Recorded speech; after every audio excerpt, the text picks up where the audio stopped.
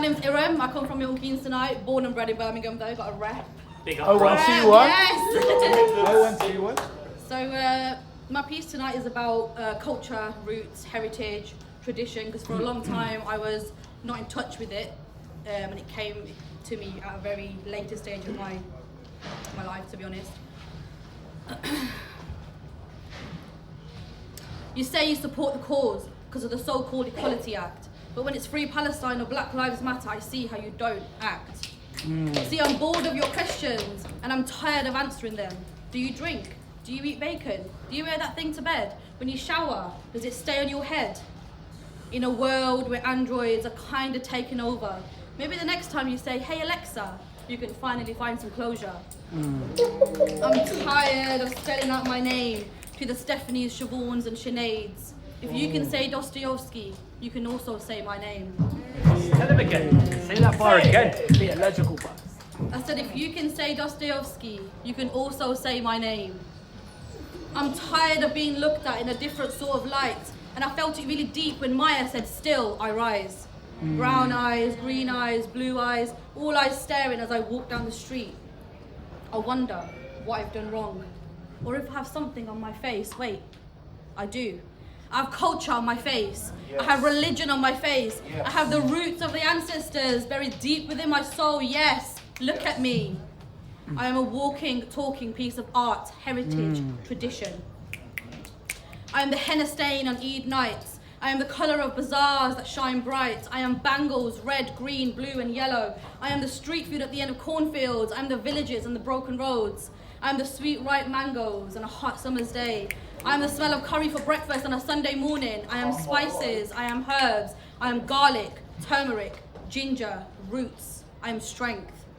And I come from all of this without being suppressed. And I come from all of this without being oppressed. In fact, I come from all of this without violence and impurity, because my culture and my faith would never let me trade my humanity.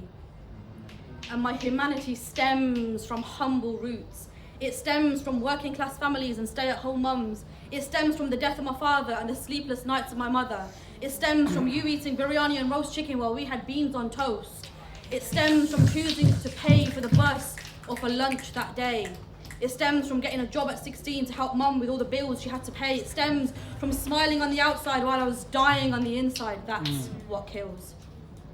I've laid out my timeline, but it's not for you to judge. I'm simply showing you what I come from and how hard I am to touch. So take me as I am, roots and all, because it's not my fault if you stumble over them and fall.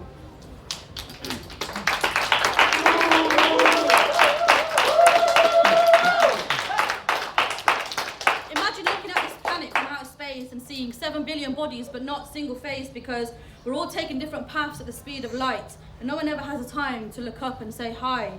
Get out the way, the refugees are coming. Ukraine, we got all the love that you crave. Our doors are open and your beds are made.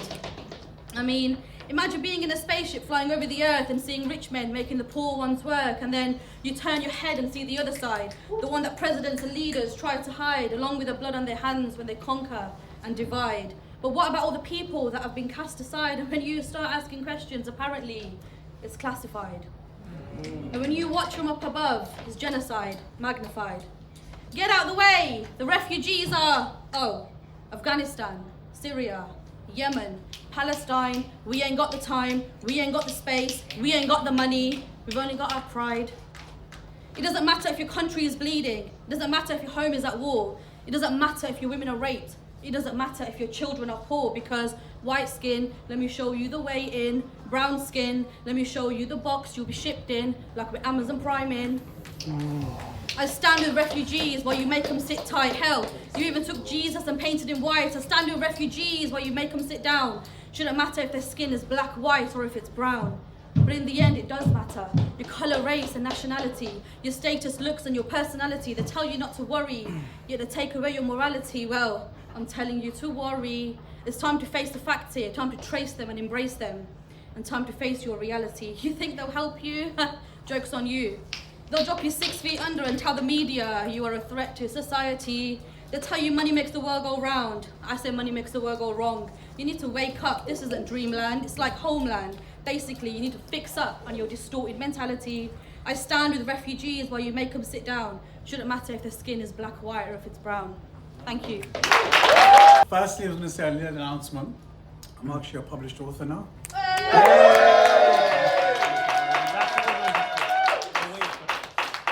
Thank you so much. I put a lot of effort into this. If anyone wants to purchase a copy, please do let me know. In fact, this is a gift for a very special brother of mine. I remember he started his journey a few years ago, and yeah, he's been for me there ever since as well. So Abdullah, this copy is for you.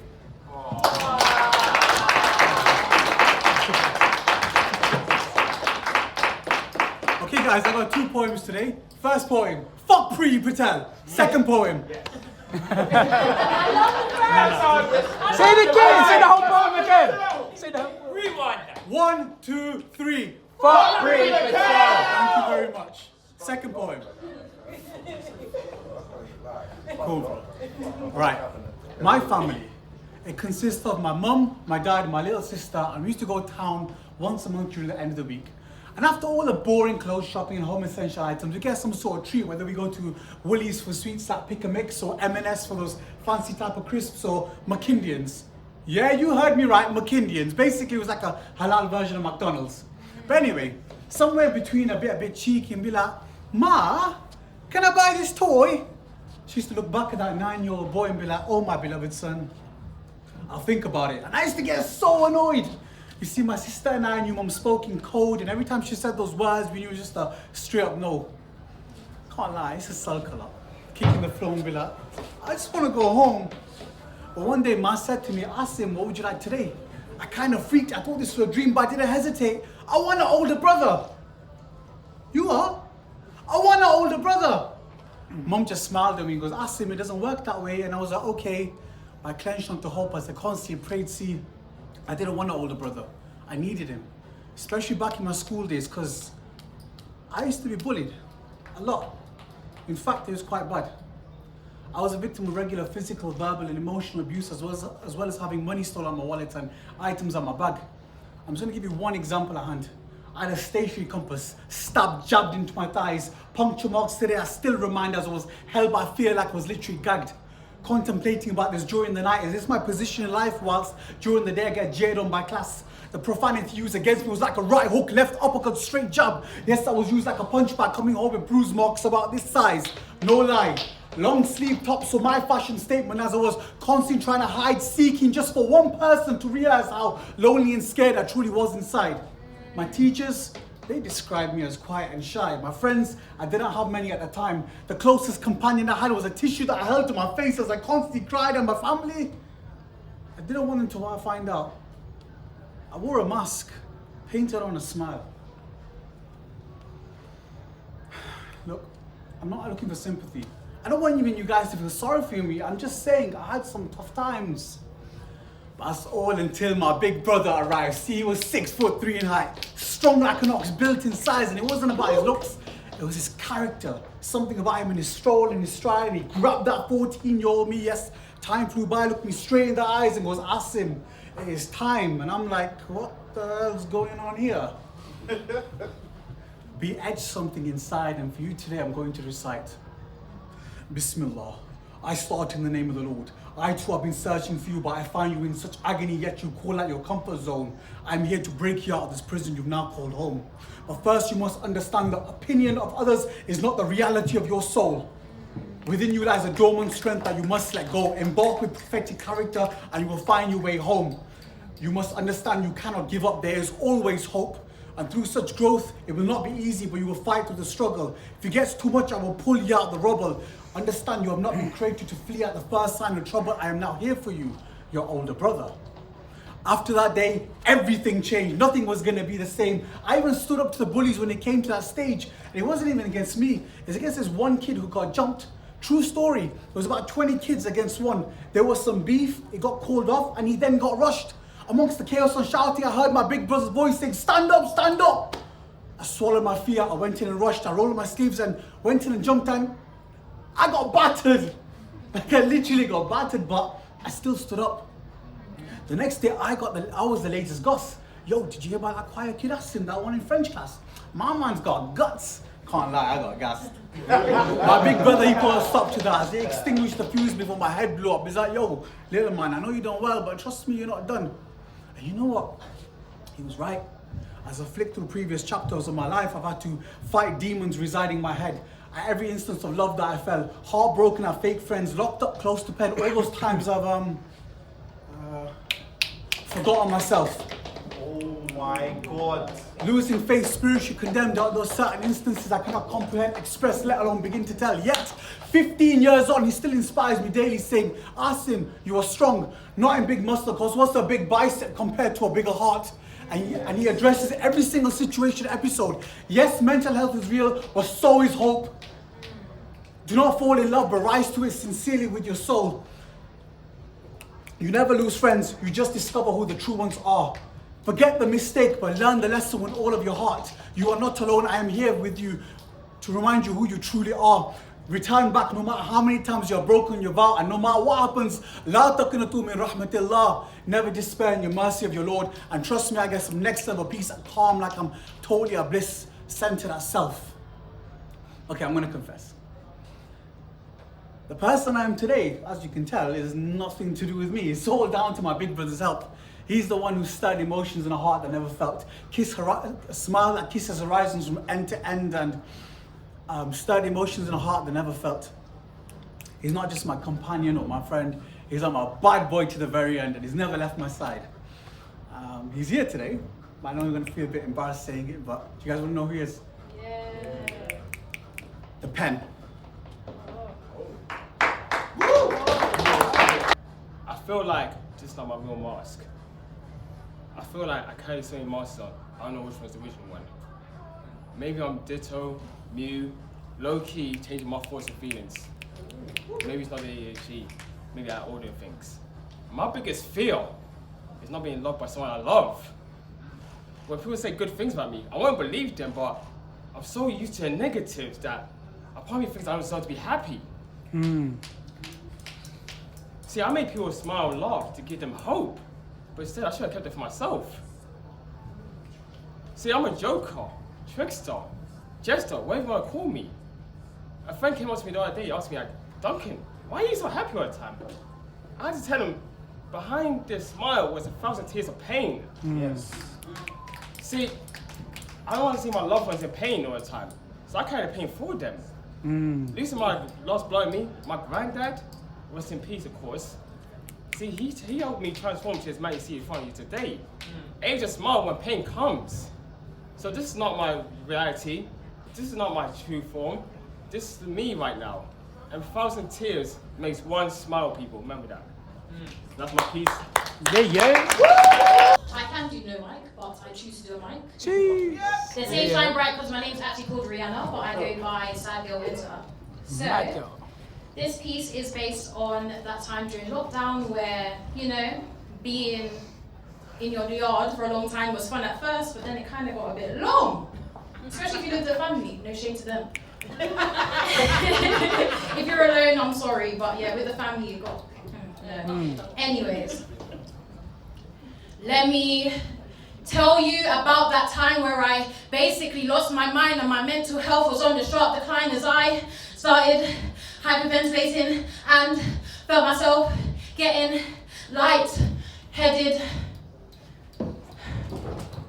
I was about to pass out.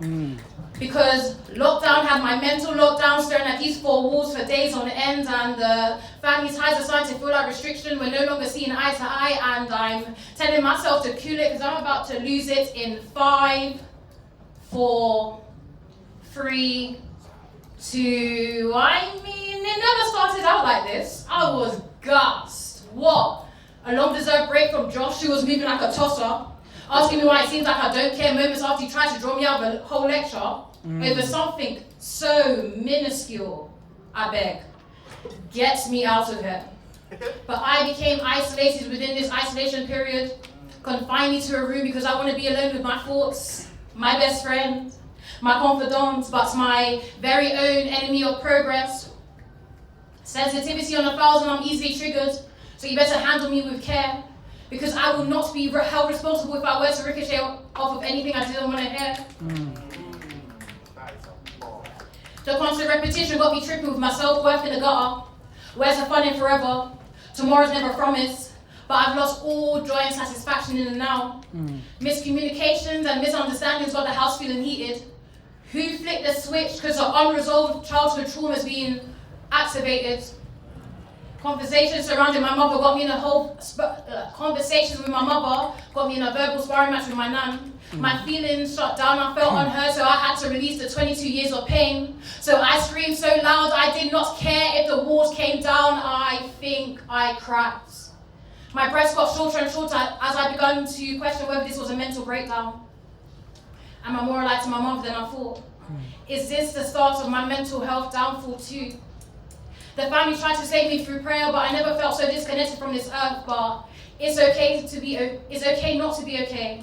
And it still affects me to this day. I've got a whole therapist to guide me whilst I lead the way. I will be gentle with myself. Sadgurlwinter. Thank you guys. Hello, sir. Namaste. Assalamu alaikum. Tribute to Muhammad Ali. Effortlessly recognized as the best known figure of the 20th century. From the rumble in the jungle to the thriller in Manila, his outlandish persona went beyond superlatives to describe his character as we began to feel his greatness. When an epitome of both light and beauty exuded in each smile, a wisdom emanated from his lips, we knew then that he was a gift of love, more meaningful and lasting. He appeared before us, floating like a butterfly, stinging like a bee, nimble on toes, he was as swift on feet with which he danced, as fast as a tiger with the hands that many never saw coming until long after they hit the deck. We ascend to glory by being bold, majestic, vibrant, like a river, oozing with character, and Muhammad Ali was much more. His was a justice voice for the oppressed and downtrodden, a clarion call for the advancement of black people everywhere. He was a drum major for nobility and goodness, as much as he was for ascending to the rooftops of Jannah to share Allah's light. The great man transcended boxing, radiating that je ne sais quoi that all great souls embody. It's in the charisma and decorum, the wit and wisdom, the indomitable will and dauntless courage, and most significantly, the tireless service for their fellow humans. Ali personified this and was known globally for justice and altruism, for championing the cause of African Americans and others in the various diaspora across the world. He was a benchmark for human decency, inspiring an unshakable conviction for kindness, righteousness, a life of integrity, and a model of sacrifice. Some made songs of his silky footwork skills, while others did films of the legend of a man who taught that if the cause was right, throwing a gold medal into a river or doing time for becoming a conscientious objector to an unjust war was worth all the suffering endured. Ali was not short on accolades. Light heavyweight Olympic champion at 18, world heavyweight boxing champion at 22, three-time lineal heavyweight champion. He was also sportsman of the century, sport personality of the century, athlete of the century, greatest boxer of all times, and inducted to the International Boxing Hall of Fame. A best-selling author, Ali also freestyled poetry with many rhyme schemes. Outspoken on injustice, he became a high-profile figure of racial pride for Black Americans, for African Americans, during the Civil Rights Movement and throughout his career. Muslim by faith, Ali was deeply spiritual and came to believe that all men are brothers. He was interested in mystical Sufism and was known to visit visionary sheikhs. I'll skip a bit. Farewell, Muhammad Ali. You left us, but your spirit lingers, even as bugles blow and the countries bellow your victory songs from Jannah. Poem 1.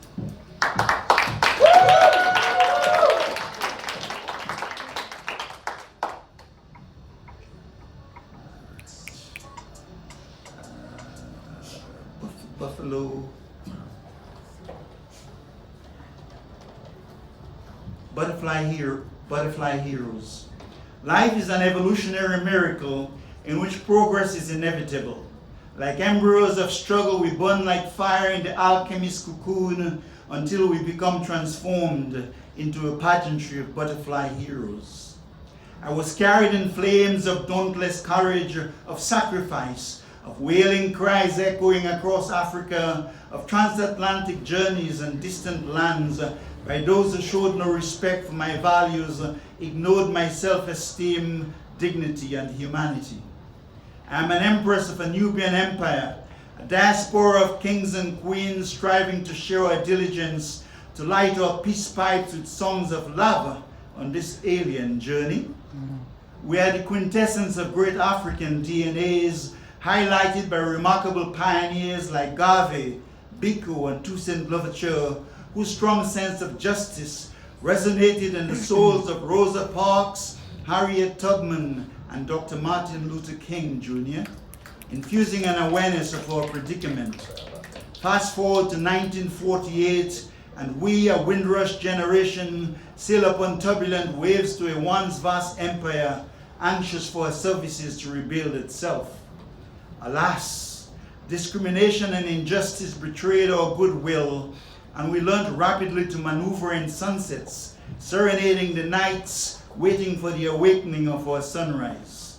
Yet we must celebrate, for we climb to the summit of the extraordinary, not to look down, but to inspire others to ascend, even as the fruits of our labor gradually dance with stars into the glories of the dawn, and we rose to the rhythm of Marley's lyrics, healing the numerous scars we carried along the way.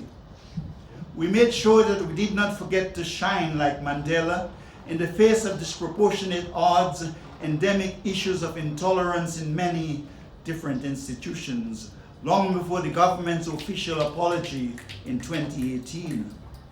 Yet we rose with Maya Angelou past the red thorns of disparity, dealt with burnt out and mental health issues, the traumas of bereavement, isolation, and loneliness. We weave between the challenges of gentrification like Mayweather, wily and proud yet defensive and still undefeated. Seaco's heart danced with healing balms and excellent nursing skills, great life-saving contributions on the ships of Crimea, long before this pandemic saw white privilege, still naming a few hospitals after Florence Nightingale. No one is denying that the Lady of the Lamp was instrumental to change. We're only saying, let's not forget the other lanterns. We pay homage to our ascended colleagues, carers and nurses, midwives, doctors, frontline services and nursing homes, bravely facing an invisible enemy, knowing that the light of heaven was lurking awfully close.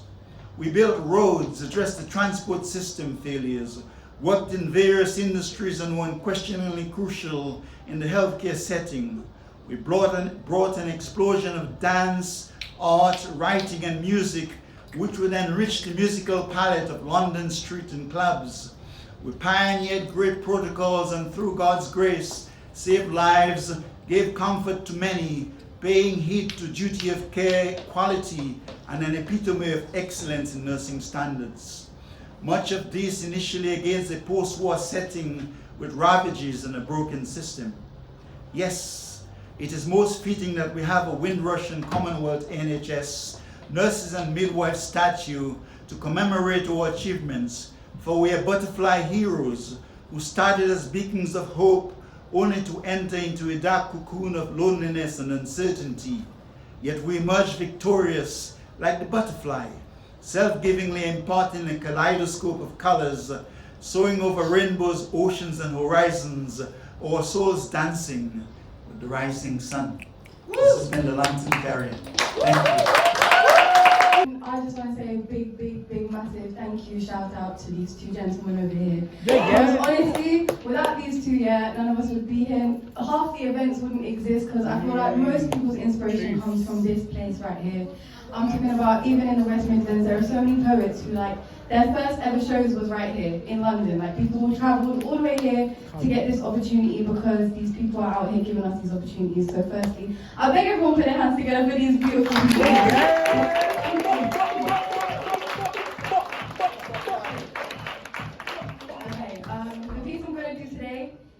cheeky bit political. Yeah. It's called Let's Talk.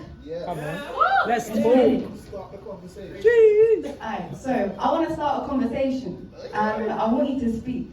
Tell me your thoughts on our nation. Tell me, why does a rich man get that much more than the poor? Tell me, why do people eating off the floor? Tell me, why is this how we're living? Why is this a path that we all walk? Shit, man, why don't we just talk?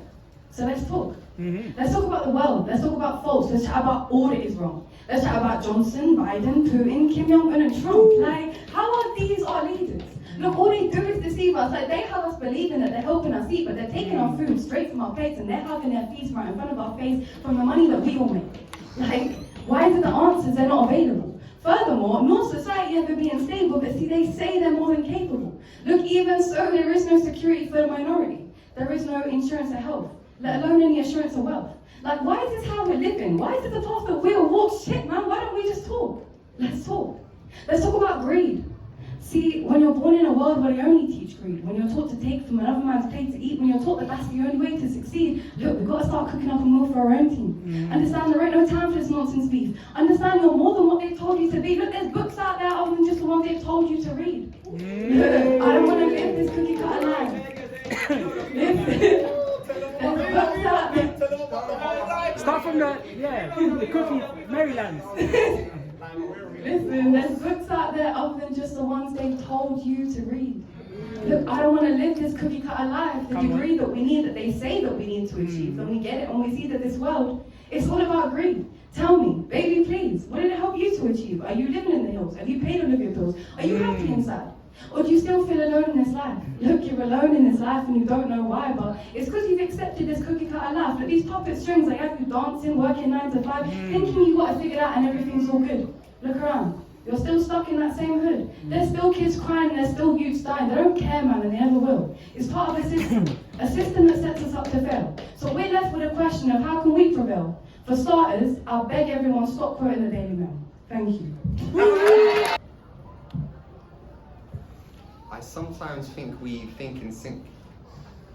You and me and you. I may not know you, but I know we all worry, we all feel down. Sometimes we all feel down.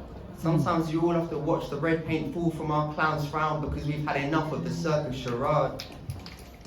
Is every action that you take penny wise, or should you really change it? Because lately I've been a joker in this cricket game of life. I should really step up to the plate. But lately it seems to me as though I have been robbing myself of opportunities. I need to take a swing for myself straight to the bat. Man, Della was right when he said live life like no one's watching. You pay the price for so much in life without even knowing what it's costing. You walk the plank until there's no path left, until you're hanging on by fingertips, appreciating the value of each breath, until your mind is a haven of regrets. When you realize that money was, for the most part, futile compared to the time that you didn't have the time to invest. Life changes when priorities shift. The analog digital gift. Tick, tock, tick, tock, tick. Losing time makes you want to spend it more than ever. An endeavor to treasure memories and make them last forever. To stretch life out with ease. The length of a trapeze upon which we are forced to walk on wire that's barbed. Creates a psyche that's easily scarred, armor that's easily chinked. Forget about animal instincts, think about what it might be like to live life with an animal's might and animal's life, because lately, I've been a depressed kangaroo, feeling down under the stress of never feeling my best, sick of being sick and feeling like a stick insect, small, weak and alone, trapped inside my manufactured kennel, feeling like a dog without a bone. I crouch. I want to pocket all my shoes and take them out of my pouch. It's frightening to be standing all alone in a field where there's constant line and constant pressure. But I feel the passing of time less when life gets better. When we as humans feel less humane, it makes us feel less human and more under the weather.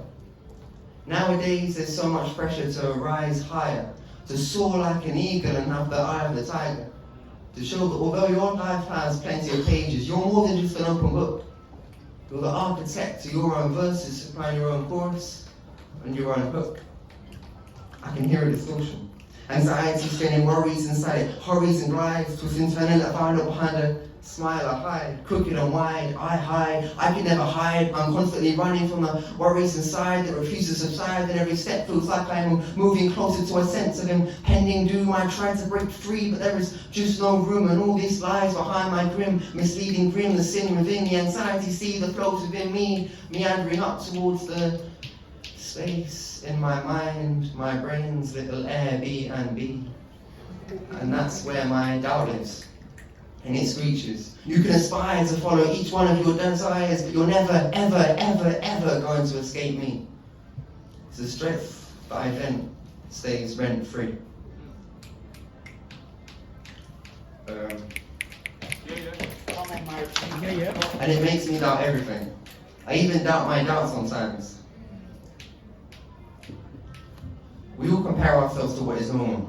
I obsess over the meaning of normal. Is that normal? Life makes you question normality. It makes you view quantity and quality as similar concepts. You could live to 100, but you could be living life without feeling alive, just you and a ton of regrets. But you could live to 50 and appreciate it every day, knowing that time is a gift that you can't throw away. It all depends on your perspective of those moving hands and how we all rely upon where fortune lands. Worry. It's an emotion we wish didn't unite us. Me and you and me need to spend less time worrying and more time living life the way it should be. Thank you. So, today I want to take you guys on a journey. And I need you guys to do something for me. First and foremost, I need you guys to close your eyes. But first, before I start, I want to say everyone in here has been absolutely fucking inspirational. Woo! Come on. So yeah, so when I start, I'll let you guys know whose imagination is good out here. How's your imagination? Top tier? Top tier? Top tier? I love that, I love that. You know what that means? What I need to do now? I need to imagine. I have like 2 rules. No clicking. Okay. 2, close your eyes. Now this is a weird rule, so number 3, just listen and imagine every single word I say, okay? I'm already doing All Yeah, right. I'm there. Okay, I'd like to tell you a story. I'm seeing eyes open, what's going on? I'd like to tell you a story. A story of life and its kaleidoscope of moments bleeding into one another. Infinite beginnings and ends that feel like forever. I like to think birth is simply the calm before the storm. The wait for the child's first breath seems to feel like forever. But to that child, it was simply a moment's breath. What if I told you this very moment is in the past? Our thoughts exist in the future and our actions exist in the past, so what is the present? I think that's when we embrace now. Slow down all movements and thoughts and simply soak in the permanence of now. That's forever. Have you ever had a long day and dreamt of the night? How long did a dream last? Everything we feel seems to last forever. Rain, pain, sunshine, smiles and laughter. Have you ever laughed until your face hurt? Have you ever cried till your eyes turned red? That's the past bleeding into the present. So the future, you can't even remember. Don't worry about tomorrow, for it will come. All that worries you now will be gone by dawn. Have you ever loved so deeply you forgot the past, embraced the present, and you could see your future? That's a beautiful person right there. Well, I'll tell you that. I'll tell you that. I'll tell you that. No, that's not me, I promise. Alright, so if you're still here, hold on to that forever. Even death is temporary for what happens when you die. Are you aware of its permanence, or do you simply cease to exist standing outside of time? Reflecting on every moment, finding how that seems to last forever. Waiting to be called upon again, you open your eyes and you can see faces suspended in time. A baby wails and they say, he has such white eyes. You shed tears of joy and those tears dry and you forget the past. And so another old soul has begun to live anew forever. And that is my story. Thank you. Give it up for man like Akor! So just shut your eyes. Breathe in. Breathe out. Thank you. There's a thing singers do, and you found it in the blues era or the rock and roll era a lot, and they covered so many songs. I mean, that time one person sings one song and everybody covers it. Like a song like Fever, for instance, Peggy Lee, everybody did the song, you know, or Ain't No Sunshine, everybody has done the song. But poets don't really do that regularly. And so another friend of mine started doing this thing, and I just really like it. And so I'll read one poem from Roger Robinson's The Portable Paradise. It's one of the best poetry collections you can find in town. And yeah, so just go with me. And if I speak of paradise, then I'm speaking of my grandmother, who told me to carry it always on my person, concealed so no one else would know but me.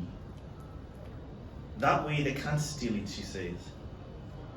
And if life puts you under pressure, trace its ridges in your pocket. Smell its pinky scent on your handkerchief. Hum its anthem under your breath.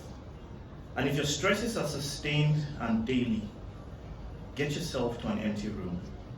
Be it a hotel, a hostel, or hovel. Find a lamp and empty your paradise on a desk. Your white sand, green hills, and fresh fish. Shine the lamp on it like the fresh hope of morning, and keep staring at it till you fall asleep.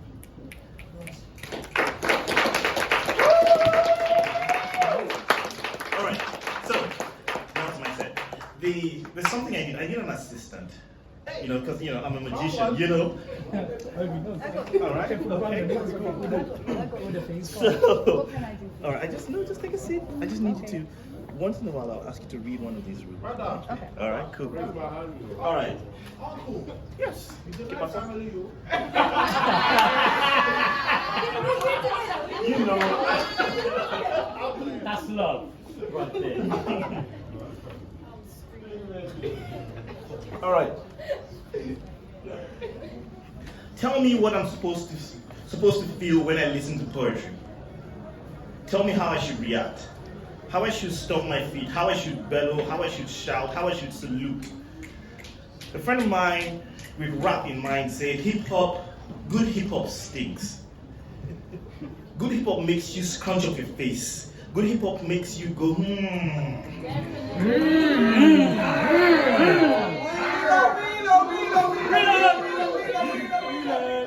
that. Good hip hop is poignant. I share this with him and I pour the same oil on poetry. I say good poetry stinks. Good poems find the crawl space in between my day job and my culinary passion, and in these gaps it wedges its fingers, then waits. Side eye on the sunshine, waiting for the quiet and the set. Good poetry pries wide the trenches and brings sunshine to everything. Good poetry shifts furniture and bookshelves. Good poetry leaves dirt marks. How can you spin to the side my heart and leave no dirt marks? Good poetry must be heard twice. Say it again.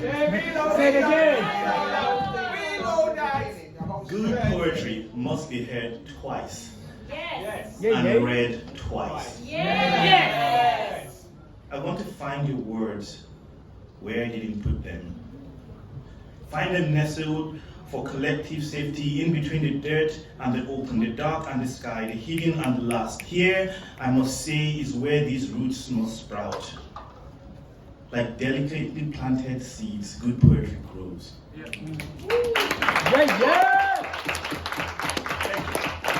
So, my life goal, right? My life goal, what I want to do. If I find a genie, right? And they're like, oh man, you have 3 wishes. I'm like, dude, one. I just need one, right? I want to be the emperor of the world, right? Just me, top dog. Everybody's just below me. You know what I'm saying? You sound like Boris Johnson. better than that. So, I'm going to read 5 of my rules when when, not if, when. Manifest that. So you all should be fine. Manifest that. So, first rule, can you read it out for me, please?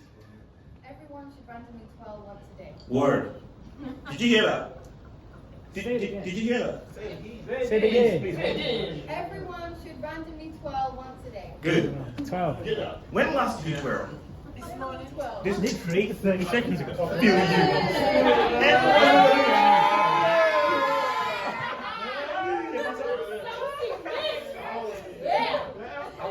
When you guys some shit on the front of that. This is genuine shit right there. Twirling is something that I think only when you're happy you can do it properly. It's one of those things that you just do. You hear that good song, or you see your niece dancing to Moana, and you have to twirl with her. To be happy is first and foremost a desire. Call it to grow like it is sunset, and mother knows that once her embrace can keep tonight away. That only her embrace can keep tonight away. You know this spiky sun you drew when you were a child was the best you ever drew. It felt true to you. True like your innocence. You told me not to cry. I didn't want to, and the ferocity of your statement made it an absolute to me. We only remember the valleys because those moments are filled with exhilaration and need no catharsis. And like I once told a friend, learn to grow flowers. There is just too much to learn from this posture. It's a process, happiness. To be happy. For every broken glass in your closet, place a fresh one. It doesn't have to be glass, it could be anything. You just put a new one there. For every dark night you walk through, remember there are 2 days on either side. Say it again.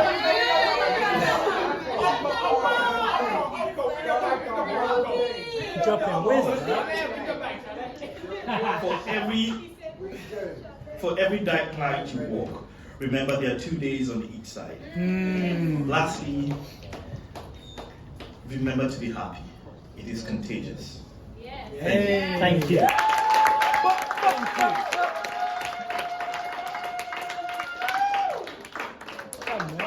All right, rule number 2. Hit me. Traffic crossings are officially dance floors. Word. Okay. I like that one. When I become emperor, right? Every traffic crossing is a dance floor. So the thing about dance for me, right, is that, the thing about dance is actually one of the few human things we can do. Every other thing we're doing is to survive. I mean, you eat to survive, you work to earn to survive. But dancing is not, we can live and exist without dancing, but we choose to do it, most of us. And those of us who aren't doing it yet will continue to do it when I'm emperor. All right? Cool. When I'm a boy again, I want to remember how to smile. Like it is my sunshine to burn and there is no whisper of sunset. I want to remember to say I love you and have no excuse for turning into a flower. When I am this, like that shell on vacation that looks so perfect to me, I'll remember you. I'll not let it slip away with childhood. When I am him again, I will practice longer how to hug. I will hold a little tighter and wait for a full breath cycle before letting go. And when I say I miss you, I will hold higher than the earth, my eyes, ensuring that my still beating heart is made open to you. I will stare you in your eyes, letting both joy and shyness, loss and happiness convolute in a torrent that only you can taste. I will do all these and more when I become a boy again. I will swim with friendships like it's both the first of summer's adventure and the last time I will see you. I will sing my voice to its crack and talk to butterflies. When I am a boy again, I will live life like it is made for me.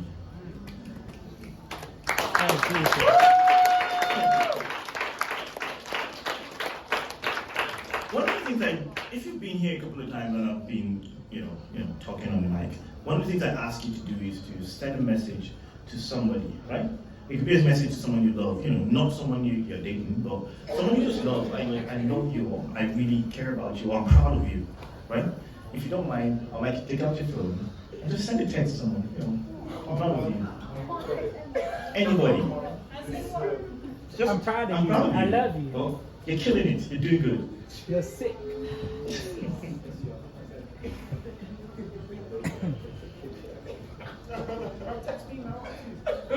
Hey, my phone's silent, no one's texting.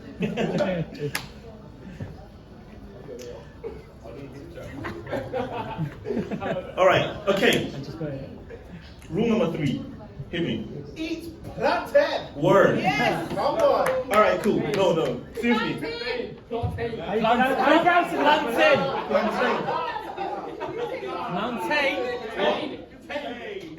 Let's get political, man. Let's get political. No, seriously. The question now is, who has not had plantain here? Where's the big bananas? No, they're not big bananas. Plantains are plantains. Yes.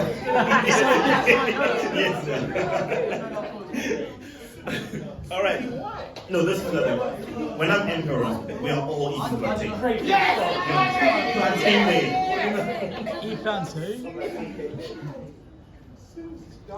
When we grow where we are not wanted, we peel open the rot in our way, present decanted from our smile. We have the taboo we heard of at noon.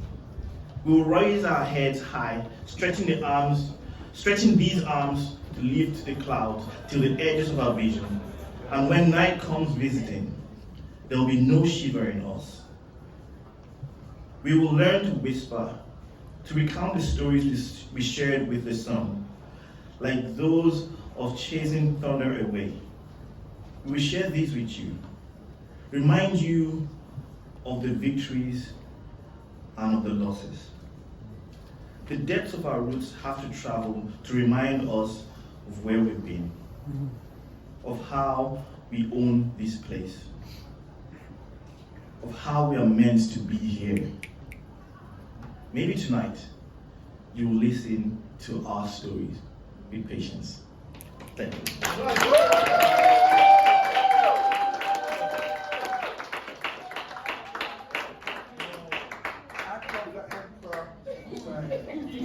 All right. You wrote that. Is there a poem that jollof? No, plantain on its own is, legit. So even with jollof, it's like you're stepping it up, and No. Is there a poem about jollof? No. See, some things are perfect. You can't have perfect perfection. And we're not referring. We are not referring to any inferior type of jollof rice. Looking at you, neighbors of Nigeria. I've got some strays as well. Can you say something like the name?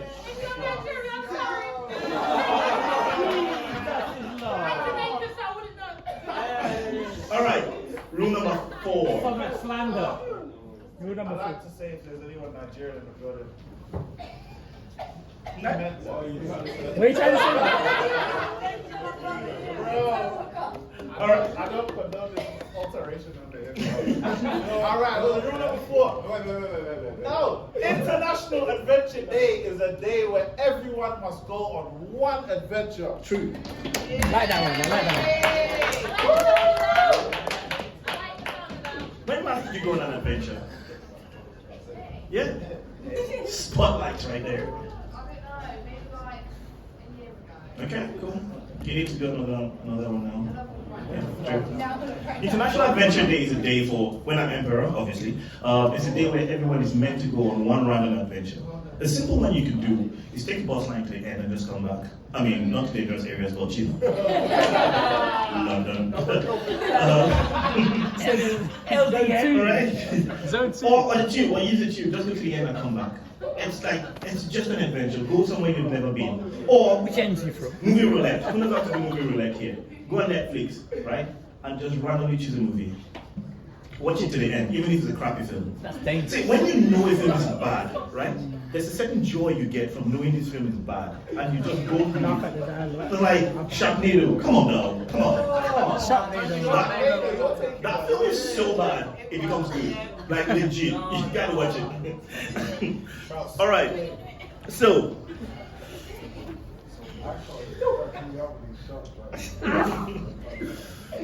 Shabina Estabani, an Iranian student on This American Life episode 164, The Room of Requirement, said, "I missed your smell.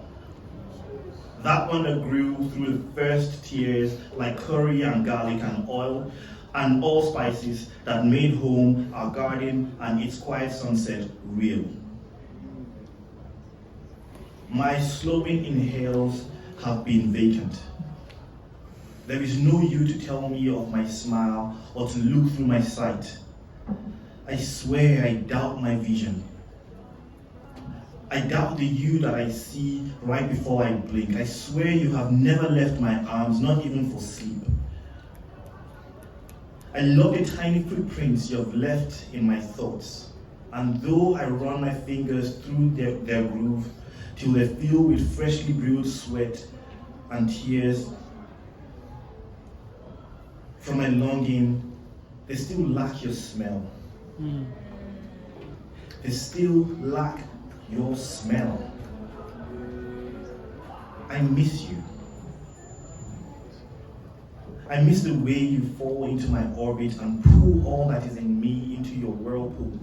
My senses are you, my love is intertwined, my heart wrenches, my heart wrenches, my heart wrenches. I miss you, my dear.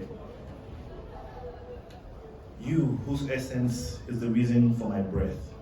Ooh, that's a line.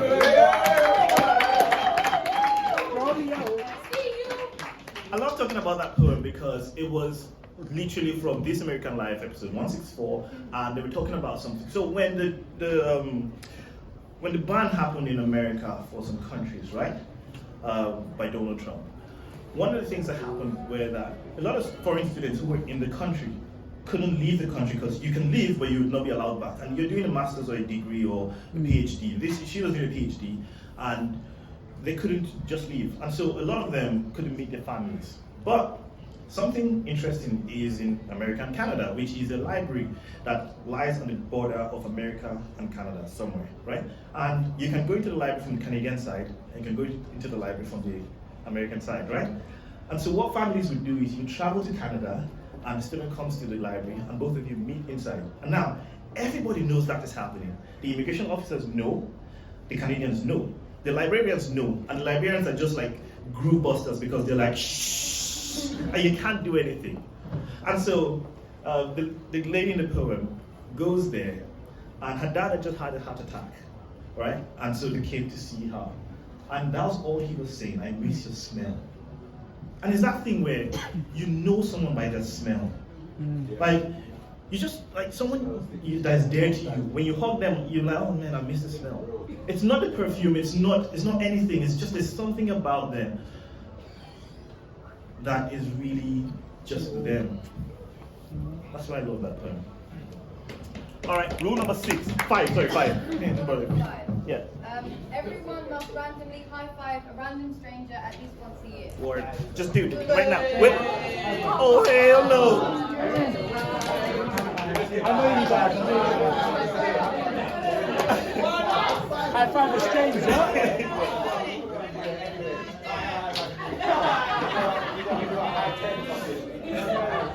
A random high five is, I don't know, it's just one of those random beauties. And I like it. Alright. I'm almost done with my set. It's a 6 sets. This is a 6.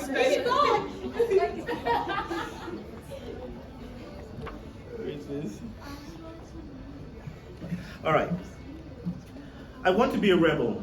I want to be a maverick, to be a breaker of rules, a rule breaker. I want to break some rules. Break them. You know, those ones that are scribbled on driftwood and hammered onto walls. Those ones that are scribbled so fast we can barely even read the rules that we wrote. I want to charge through them, carefully though. setting each plank free to drift back or to be planted. I want to pluck each one away till this fort is gone. And I don't think taking down castles piece by piece is illegal yet. I want to help you let down these barriers, to set each hastily hammered piece aside.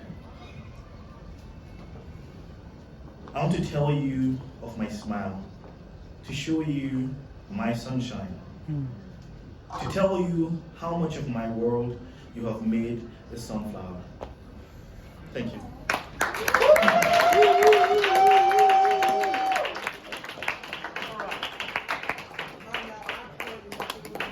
So, there's a bonus rule. So we've done 5, right? I said we have 5 rules, but we have the 6th one. So please hit me. This one's beautiful, guys. Demand hugs when you need one. Yes. This is my favorite. So, I mean, one thing that occurs in my writing a lot is hugs.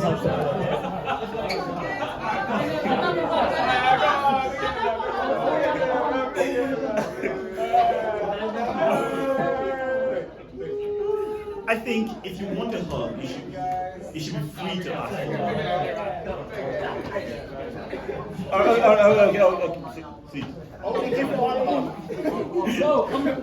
one. All right.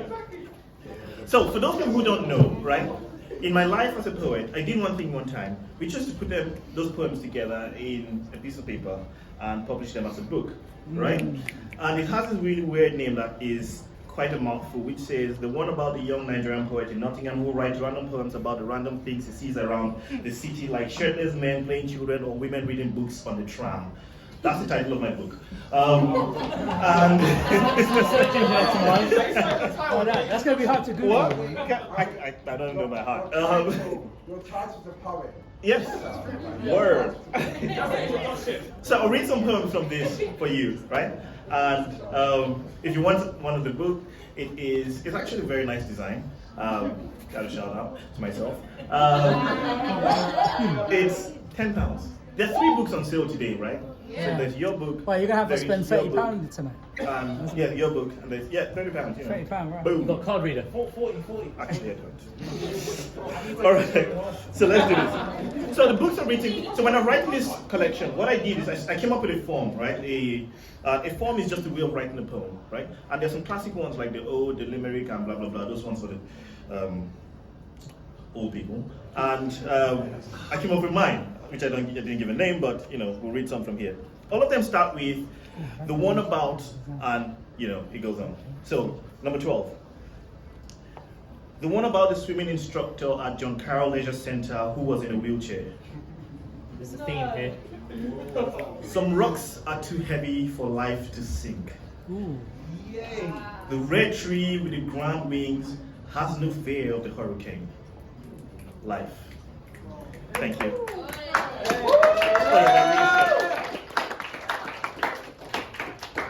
Repeat it, please. What? Yeah, can you do that one again? Say it again, I say I can't get it. This whole thing. Come on. The one about the swimming instructor at John Carroll Leisure Center who was in a wheelchair. Some rocks are just too heavy for life to sink. The red tree with a grand wing has no fear of the hurricane. Life. 13. The one about the day I played basketball for 2 hours even though I had not done any real body straining exercise in about 3 years. 75 came real fast. Lower back feels like the host of a river dance festival performed by sumo wrestlers. It hurts like I'm 70 and 5 years old. I am scared of growing old.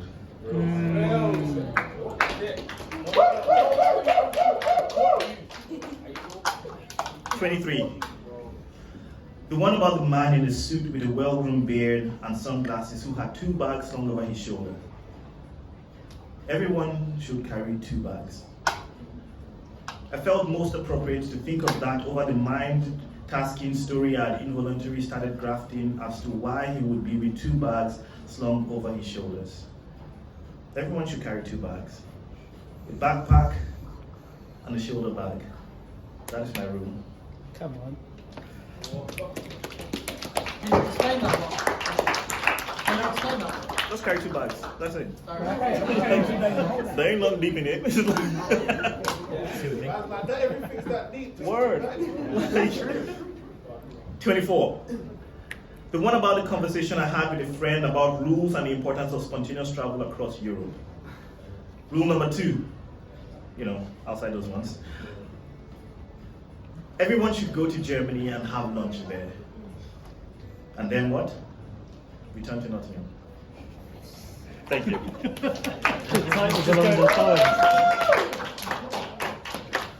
And before I leave, one last. Where's this piece? Oh, sorry.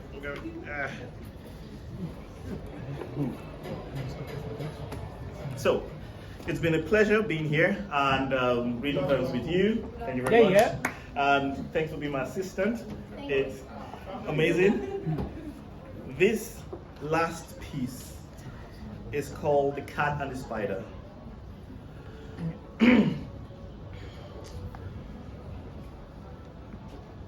Spider.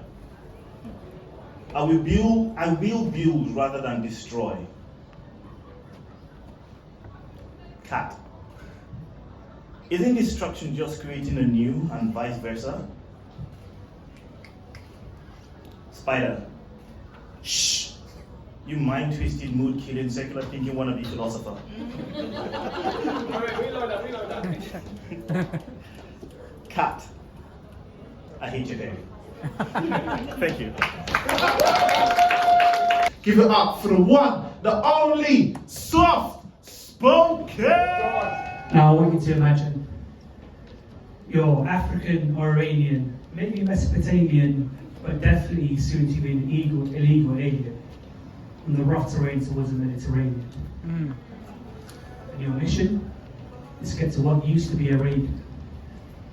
And the only thing between you and freedom is what's accumulatively killed millions.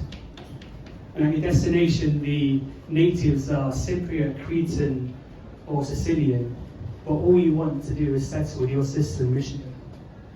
Failing that, you'll have to go live with your brother in Birmingham, but all you want is peace and dignity for your children. So, claim your position as new normal, mere mortal, where the ones that drown end up at a new portal. Anonymized, and you won't forget the poem. You got this, you got this. You got this. So, claim your position as new normal, mere mortal, where the ones that drown end up at a new portal. Immortalizing Atlantis of our collective consciousness. Anonymous to the victims of this promised metropolis, where the reckless, the ruthless, the breathless, the helpless, as they cross the wickedness of emptiness.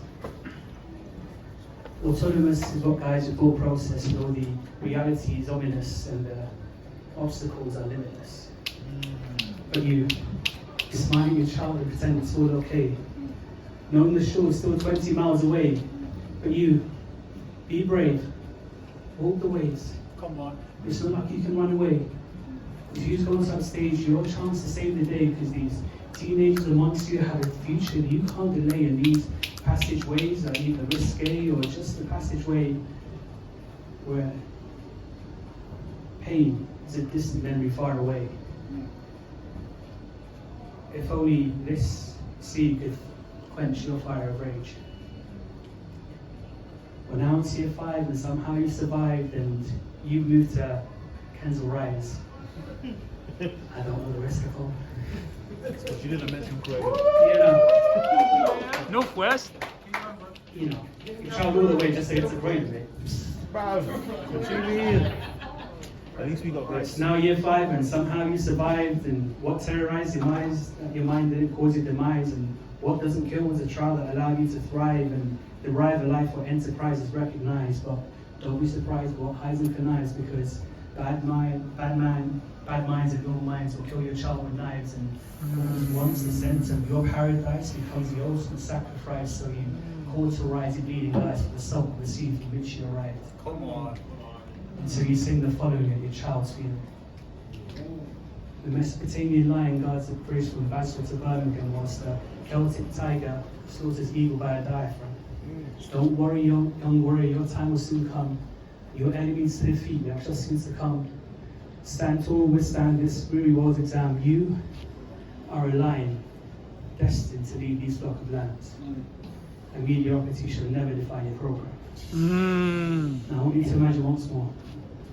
You're African, Iranian, Mesopotamian, maybe even Ukrainian, on the rough terrains of the Aegean, Crimean, Caspian, Adriatic, or Baltic. And it may be dramatic, but I'm also humanitarian. Thank you. Come on. Let's go.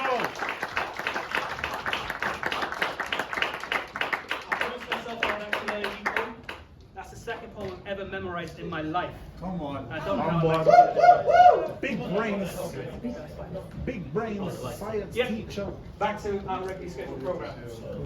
Because my palms are sweaty. Easy. Arms are heavy.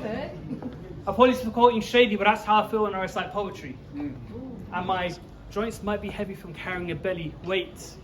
As you can see, I carry plenty. Public speaking gives me anxiety, and that's why I feel so much envy when I see someone express so eloquently. Because I know I've got better bars than Lil Uzi Vert, but I struggle to externalize my inner introvert.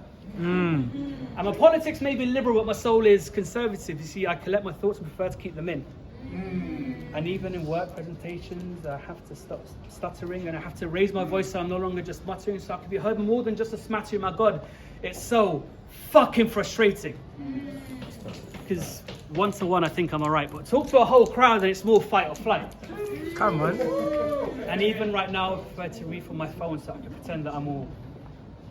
Because when your thoughts are encaged, it's easy to become enraged. You talk and people become disengaged. So one day it's time to get on a stage and say something, and people can actually relate. And right now, I feel elated. Right now, I feel emancipated because I can talk to a whole crowd and no longer feel deflated. So to you in the crowd, yeah, I'm talking to you. As we listen to poetry for the last 5 years, that sometimes brought me to tears, sometimes made me laugh, but always left me in despair. If I had something to say, would people even want to hear? You see, I still hate public speaking, but for you tonight, at my second home, BYOB, come on, I'm confronting my biggest fear. Thank you. Come on.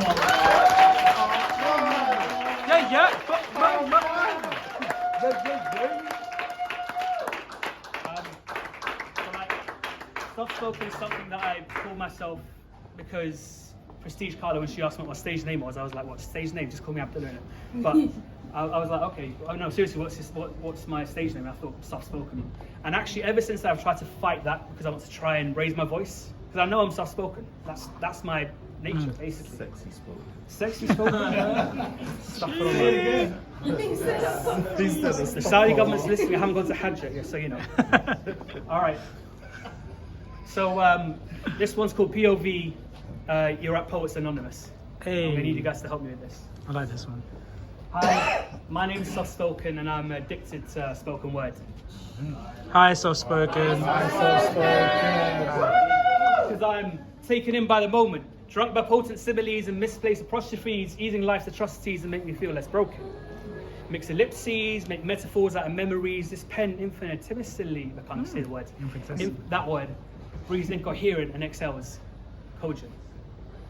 Because we are poets of the moment. Alone in our thoughts together, verbal extollments of a literary, we bathe in ink and soak up our unknown notions. This pigment is our moisture. So much so we mold monuments that are potent, exporters of phonetics, etched into stone. We break etiquette, even when reminiscent, we're prophetic. When in our elements, we chip off the old rocks and collect the sediments. Oh my Let us compact and cement this moment.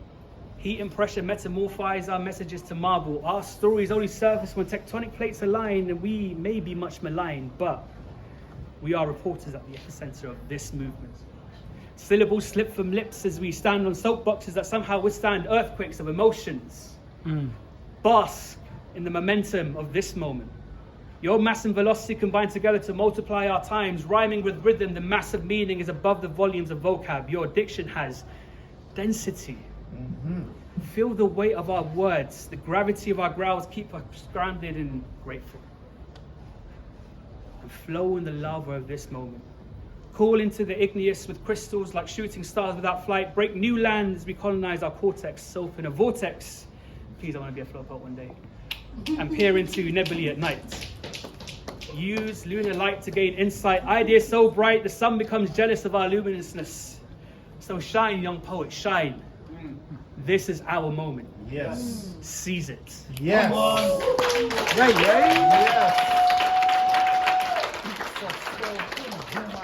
All right, so do you want a serious poem or a funny poem? Both. Both. At the same time. We've got time. Do a line from Both of them at the same time. Remix All it. right. Remix both of them together. Okay, Shuffle. so this one's kind of new. I don't even think actually anyone has heard this in this room before. But it's self-explanatory. Marginalized is not being the right type of Arab in an Arab country and having to get on the first flight to a foreign nation for refuge. Marginalized is not being British despite my taxes paying for the Queen and my passport says so. Marginalized is moving from council house to council house because there's too many of your kind here already. Marginalized is working as a minicab driver all night for when you're tired and emotional, brown face is a savior. Marginalized is listen to Abdul Basit and Abdul Samad. Meanwhile, the man in the backseat offers you £200 to take his wonderful singing off you. Marginalized is taking your family to holiday to Margate so that your son can get spat at for taking all the flats from away. Marginalized is being part of the majority in a school, but no one in the senior leadership represents you. Yes. Marginalized is graduating among hundreds of smiling teachers, yet you are the only person not white amongst those passing. Marginalized is being morally worth more than double of this bastard. However, he's had enough of hearing about halal this and halal that. Marginalized is working for twice as much time and achieving more, though you don't fit in the criteria for this role yet. We wish you the well with your future endeavors. Marginalized is reporting racism but still being the problem. Marginalized is not going to Hyde Park Corner anymore on the off chance some racist wants to call you the kafir. Marginalized is turning on the radio so you can casually be abused by Katie Hopkins. Marginalized, I know, right? Marginalized is turning on the television any given day just to have any plethora of mediocre politician wish you never existed. Marginalized is wearing a hijab out in public, like choosing to wear a cloth on your head is either an invisibility. Wheel it back. Marginalized is wearing a hijab out in public, like choosing to wear a cloth on your head is either an invisibility cloak or sticking out, depending on what Dave or Sue feel like at any given day. Marginalised is getting sworn at by Karen in North Wales. Now, you've got to put your arm around your mum and steer her away from danger. On the off chance Karen decides that we're taking over, one day it's holidays and next you come over with your murder meat and moss. Keep Kanaf and Karen, we're fine, thanks. We're okay. Marginalised is asking for the day off for Eid in 2017, but even now it's not a Christian holiday, so why should I pay for religious observances? Besides, I ask the rest of the staff, as I have done before, they would feel offended because they can't take a day off themselves. We are a secular workplace and we respect your choice to have a religion. Just it's not fair to hold us to ransom so you can cavort with your types. I mean, if I went to go to work in Saudi or whatever, it would actually be something that I couldn't do myself and I wouldn't be able to get paid for time off for Easter. So why should you expect to be in such a privileged position and not be scrutinized for asking for time off? Better we sweep this under the carpet and never mention it again. I still would think it was the right decision to employ you, but never mention this again. Otherwise, we'll find any reason to paint you as troublesome and get you out before you get promoted far enough to actually make a change around it. Bro. Marginalised is knowing that a look tells you you're not welcome here. Marginalised is everyday experiences still being a Muslim in 2022.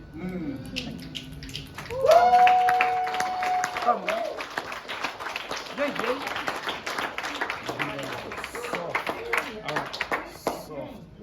So this is one of my old poems. It's from 2020. You guys might remember it. Vintage. I'm going to start singing though, so I'm just going to apologise. Sing. Cause I just woke in the year 2020. Everything's changed and they gentrified my city. The PM's racist and the outlook's looking shitty.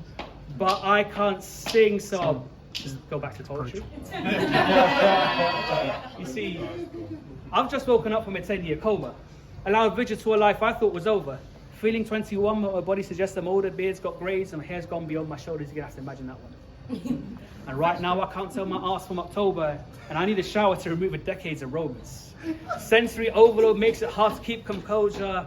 Eyes squinting from all this light exposure, so I reach for my glasses and look at my Motorola a bit closer. I know, right? Imagine that. Razor. I woke up from a 10-year coma, but it seems like yesterday I graduated from uni and thinking of that girl I liked, whether she still loves me. Nah. It's been 10 years, she'll have moved on. How silly, but I log into Facebook and see she's married an Arab and she's got a kid. She's named him after me. Oh. That's not true, by the way. My wife isn't here yet, is she? No, good. All right. You see, I see those touchscreen phones have caught on, but their big sizes are way too big for idle thumbs. And hold on, where's Nokia gone? And where's the innovation? Because it feels like we're singing the same song, but it also feels like the whole world has changed. And what happened to hip hop? And who the hell is Drake? For real. And what happened to Kanye West? What happened to Kanye West? Because it seems like he got married to his beautiful, dark, twisted fantasy, and frankly, I'm not impressed. And what's real and what's fake? Because all I hear are the worst takes, and has the world gone to sleep when I wasn't awake? Because I have this uneasy feeling I can't seem to shake. I mean, America had a black president, and Palestine still isn't free. America has an orange president, and Palestine still isn't free. America has a known president, an old man, and Palestine still isn't free. We had a black royal, and Palestine still isn't free. And we lost that black royal. And say it with me, Palestine still isn't free. See, I just woke up from a 10-year coma. At least America still has Obama. Where the hell is Obama? Who was president? You mean apprentice man with a comb over? You sure this world isn't over? And which group has Iraq feeling pissed? Because it was America, then Al-Qaeda, then America, then ISIS, then America, then terrorists, then you get the point. Because I mean, let me try to explain to you the USA. It's like they are infected, but we take the antibiotics, and now we've got MRSA. And now with Iran, we're forced to take paracetamol for their headache. All right, and the following has a disclaimer. If the government hears us, I still want your funding. Well, the Queen protects kiddie fiddlers. And Donald Trump is the new Hitler, and Boris Johnson is the prototype of Karl Rove, and Mike Pence is the combination of Goering and Himmler. Let's hope the UK is out of this recession with a Prime Minister less sinister than Boris Johnson. Boris Johnson, watermelon smiles, racist for miles, Boris Johnson, because the Tories have finally morphed into the BNP, which is way worse than Labour going Trotsky and then going back to the centre again. And Harry went from dressing as a Nazi to leaving the royal family, and Prince Andrew and the Black Eyed Peas both went south after Fergie. And so flipping hard. Wait that back a bit. No. I'm in trouble. Prince Andrew and the Black Eyed Peas both went south after Fergie. And what happened to United after Ferguson? City won the league. How many times? Liverpool won the league. I mean, I see that Hackney's no longer hood, and Arsenal still don't win anything. So okay, I'm good. It's my poem. And I've woken up from a 10-year coma, but the world seems to go on a little colder, and our world seems to roll in melanoma. Trees cut and attacks of malignance metastatic, and this world isn't static, and Brits are acting erratic, emphatic with the racism, hatred becomes geographic, and the Amazon is wheezing like an asthmatic, and by now divide and conquer is a well-refined tactic, and police in America still autocratic, killing with a knee on the neck with a gun, that's a classic, and education system still going on problematic, and if you happen to be an ethnic minority, then your results are going on tragic. Jesus. You see, swine flu wasn't the only reason I avoided bacon, but at least it didn't keep me home from spreading infection, and we went from recovering from recession to the start of a depression, whilst London has won the World Games of gentrification. And a nation divided, brought together by a love for key work, is deprived of resources to heal and nurture, and fuck Corona. Say it with me. Fuck Corona. See, Attenborough is still alive, but he lost Maradona. I've just woken up from a 10-year coma, but I seem to have picked up this knack for poetry. It's like I took 2 pens and started crocheting similes and come on.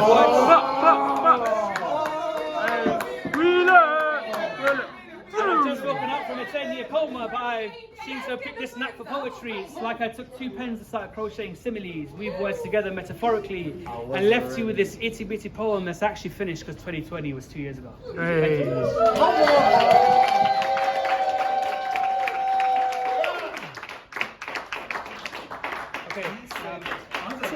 He said took 2 pens and started crocheting.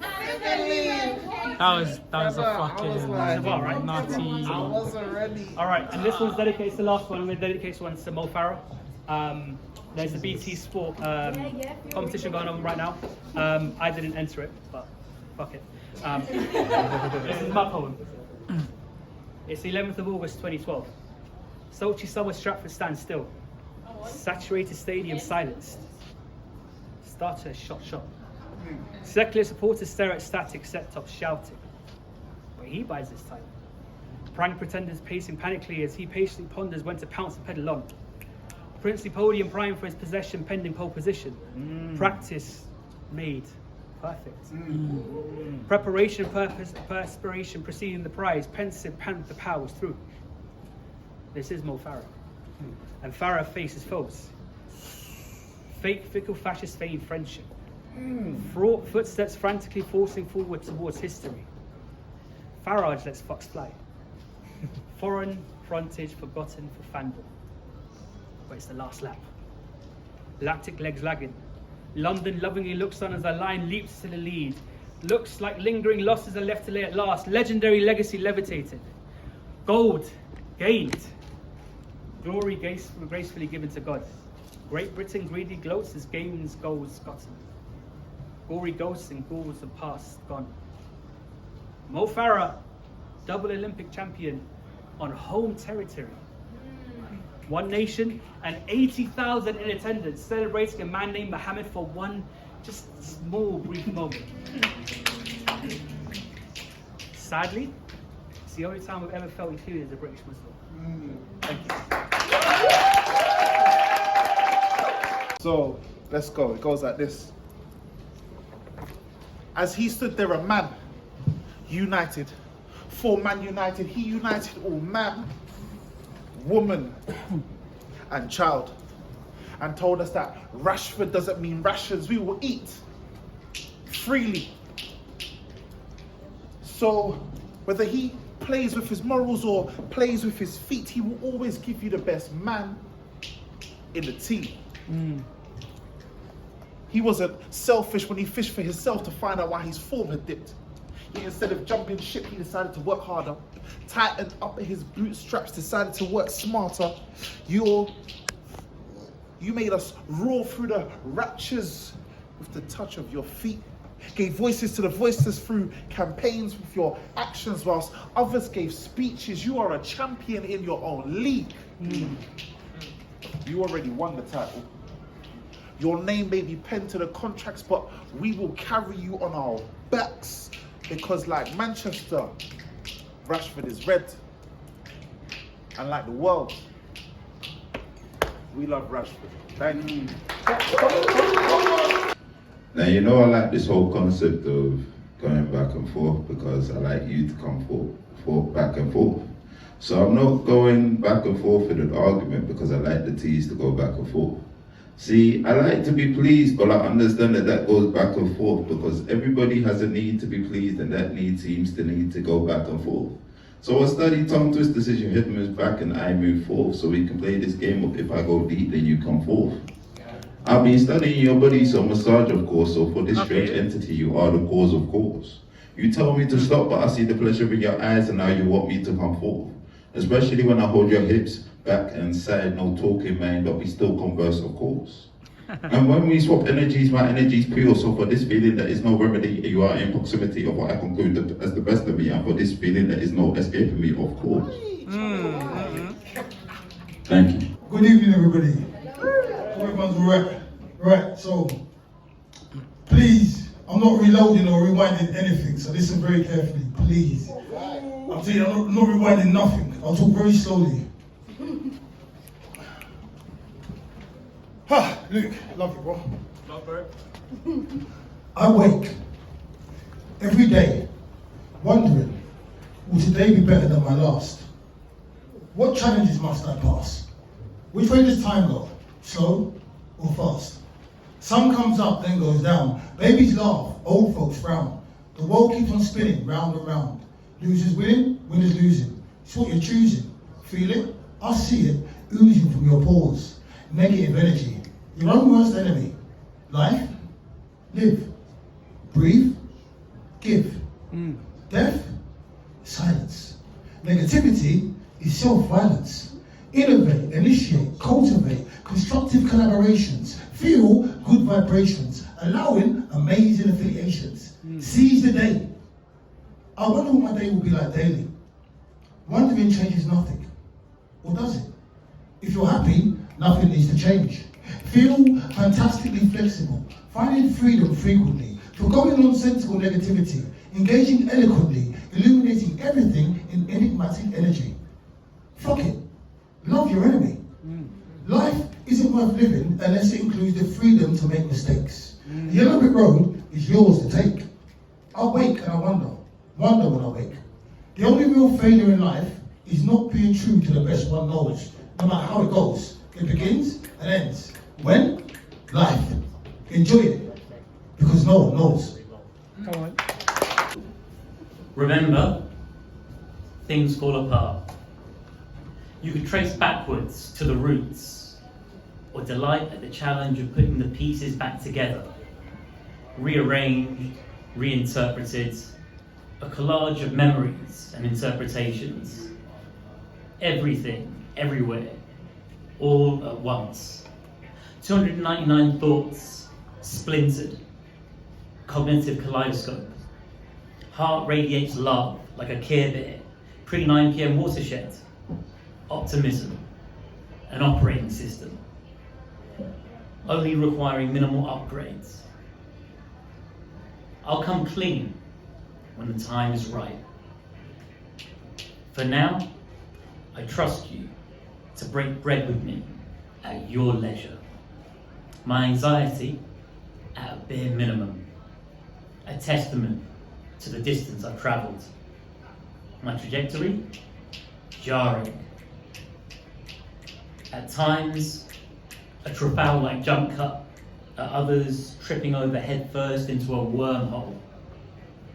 Traipsing around London, Sierra whiskey. Heat and humidity, faithful companions. The thermometer lies, but my frayed, autistic heart does not. Forever calm in your presence. Home. Thank you. A little context about this piece that I'm going to perform. I grew up in India and Nepal, and the one thing that I was always told was, sex is a little forbidden to talk about, Only after marriage can you perform pure sex, and only after you're married to somebody can you talk about things like this to your female counterparts. And I just thought that it was a little icky. So after I came here to pursue my post-graduation in SOAS, I thought, I've always felt this for a long time and I might as well talk about it a little more. So here I go.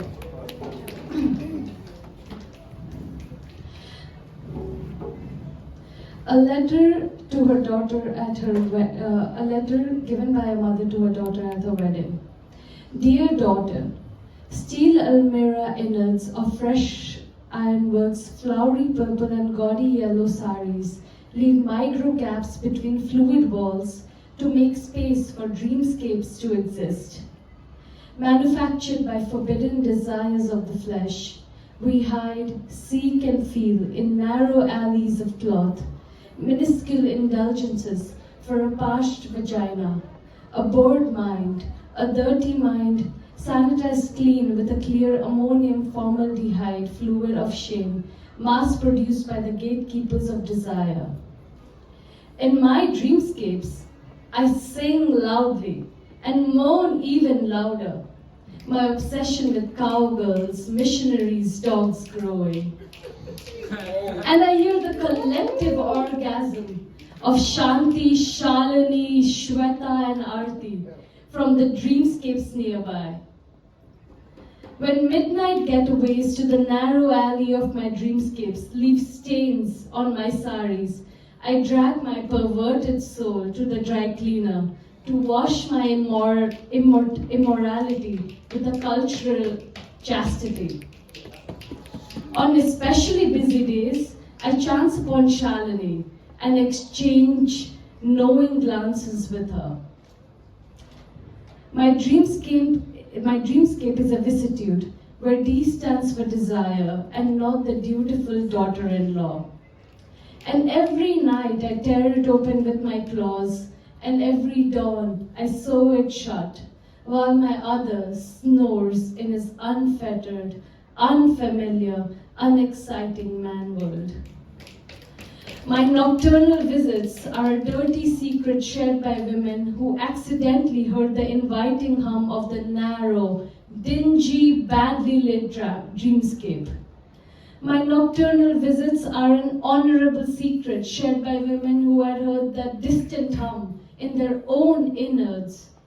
My nocturnal visits are a fiercely protected secret shared by women who sensed a familiar note in the echo of the steel almirah, a song sung behind doors, breathing in the coal smoke, making 40 rotis for family, friends, and friends of friends with cold faces, cold hands, and cold dreams. Dear daughter, may your freshly painted steel almirah innards of freshly unwrapped urban and chic saris leave micro gaps between fluid walls to make space for a new dreamscape to exist. Thank you. So I'm lukejaime. Hey, you right? Hey, man. There's one thing you should know about me. So I cry every time I watch Moana. Like that movie just gets me. What movie? Moana. Moana. Disney Plus Flex.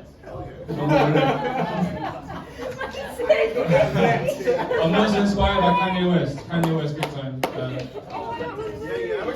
If you've seen the Kanye West, old Kanye, the documentary, first episode, he did a 2-word piece with Mosh. That shit really spoke to me. Yeah, So, 2 words. yeah, I wrote my own 2-word stuff. So. 2 words, lifelines. The world cuts me, I bleed in poetry. Become wise, breathe deeply, flow tides, heal me, rewrite me, release me, resurrect me. Dark days, long night. Now I have risen, my eyes have vision, realigned with stars shine by design, blessed by blessings given, pushed to start and fate driven, wheels roll. I'm a new poet sharing an old soul. Body was man-made, mind is my own. Blood flows, around me poetry glows. Lifelines, 2 words, 2 worlds. Sunflowers glow gold, but sunset bathes them crimson red. Silent worship in their deathbeds. Spoken poetry, outspoken mimicry. False celebrity, circle jerking procreatives breeding popularity. Life lies, forced socializing, social climbing over others undercover, its peak. I'm ascending poetic peaks. Tall guy, mountain speaks. Man, like. Tall guy, mountain speaks. A being fixed me, showed me what's real will prosper, no matter how broke. That's why I disconnect. Closed circuit, camera watching. Behind words, I feel what is really meant. Keep my common sense. If fortune favours me, I'm not going to profit a penny beyond what is necessary. I've seen hollow souls. Leaders lose face behind printed notes. Justice folds, money talks. Devils do. Can't pay, cut off. Face fines, phone bills are outstanding. Deadlines. Deadlines. Speech broke. Deadlines. Speech broke. Got this. Yeah.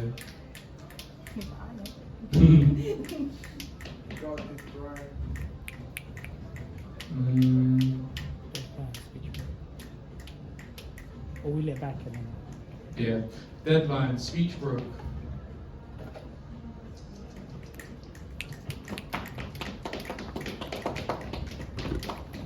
Go back to line.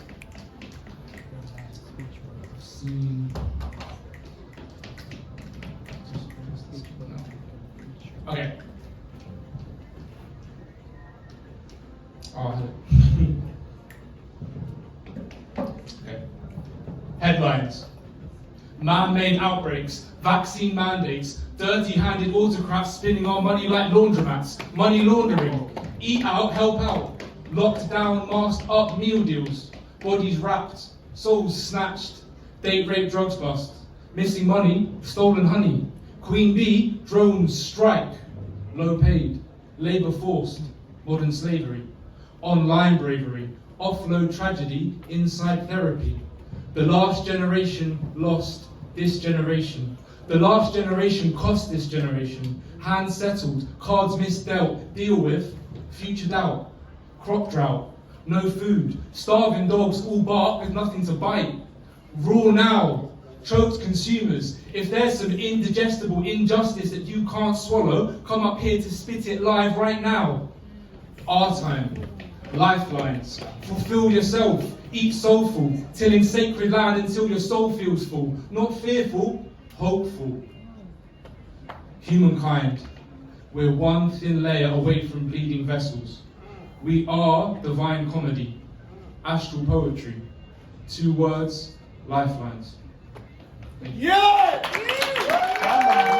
My name is Dasha, and this poem is called Patriarchy.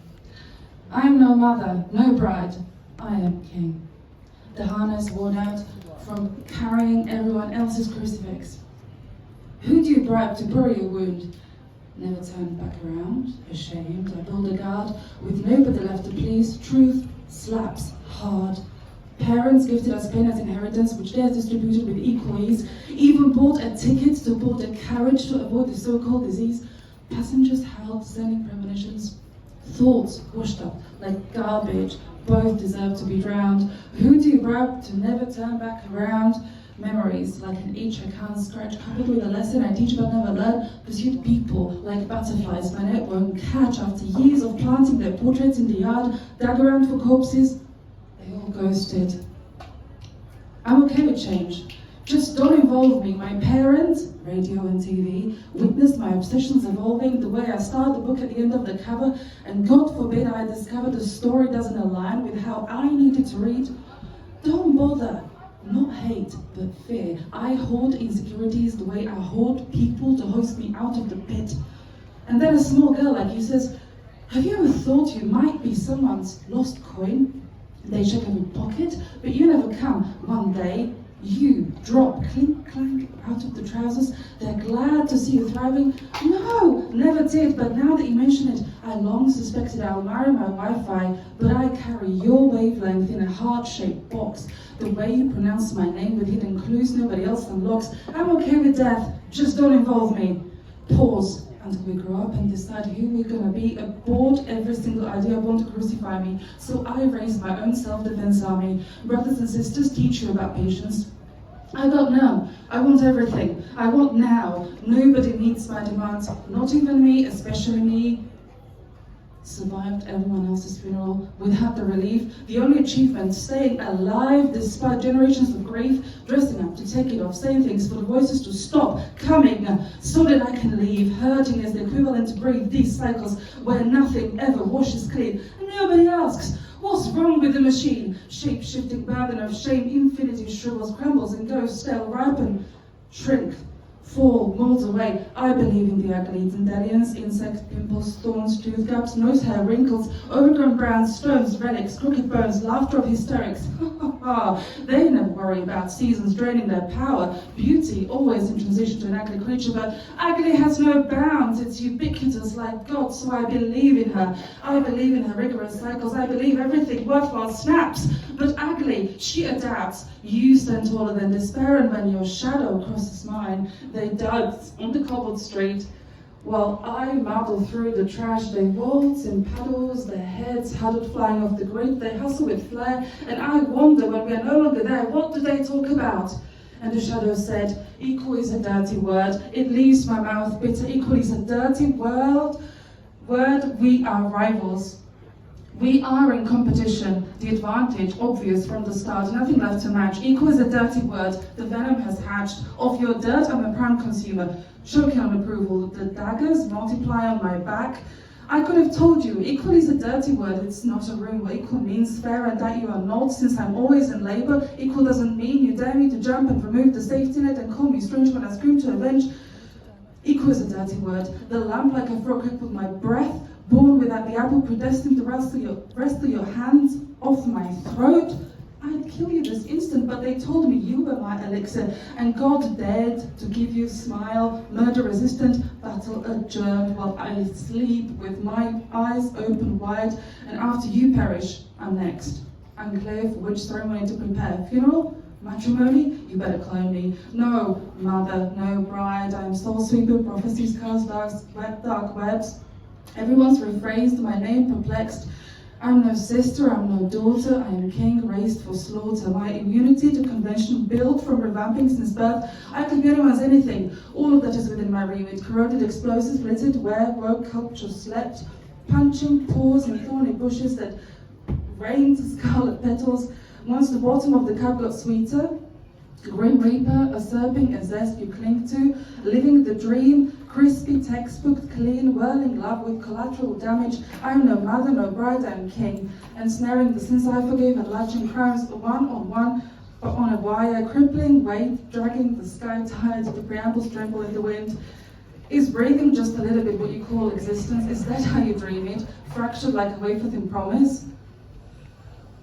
Hey waiter, here's a check our mother never cashed. Have it back, it's void, it's trash.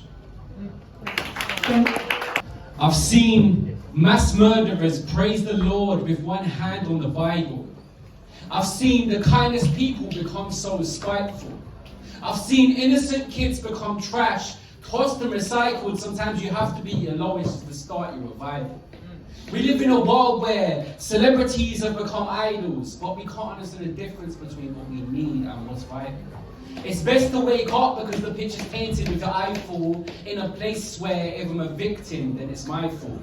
Some things are so unfathomable, it defies logic. You have to be caught up in a crossfire for you to see it's toxic. We often leave it till it's too late before we try to stop it, whatever happened to the meaning of a broken promise. Because I've been dreaming of a unified community instead of being surrounded by young thugs behaving stupidly. And I'm screaming out for change because it feels like we're under scrutiny because someone else's actions always determine who you see.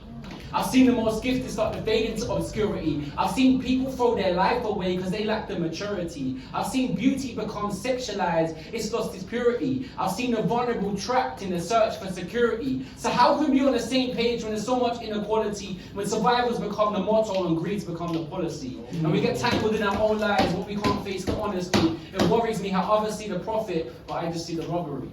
Sometimes you have to put your foot in their shoes to understand their perspective. What if the perpetrator is another victim being neglected? All we see is destruction, how can we not be affected? What if life has to kill us because we have to be resurrected?